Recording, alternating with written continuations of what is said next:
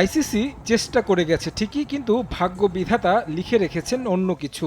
ম্যাচটা যুক্তরাষ্ট্র ও আয়ারল্যান্ডের হলেও সবচেয়ে বেশি চিন্তা ছিল পাকিস্তানের, কারণ এই ম্যাচের ফলাফলের উপর যে নির্ভর করছিল আনপ্রেডিক্টেবল পাকিস্তানের বিশ্বকাপে টিকে থাকার বিষয়টি। আয়ারল্যান্ডের বিপক্ষে ম্যাচটা লর্ডার হিলে, কিন্তু সেখানকার আবহাওয়া শেষ পর্যন্ত মুখ তুলে তাকালেও মাঠ খেলার উপযুক্ত হতেই শেষ হয় সবকিছু।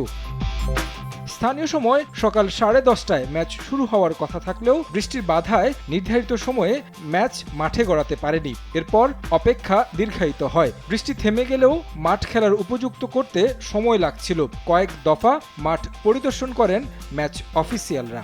শেষবার মাঠ পরিদর্শনের সিদ্ধান্ত জানানোর আগে আবারও বজ্রসহ বৃষ্টি শুরু হয়, ফলে বাধ্য হয়েই পরিত্যক্ত ঘোষণা করতে হয় ম্যাচ। এর সঙ্গে নিশ্চিত হয় যুক্তরাষ্ট্রের সুপার 8 আর বিদায় নিশ্চিত হয় পাকিস্তানের।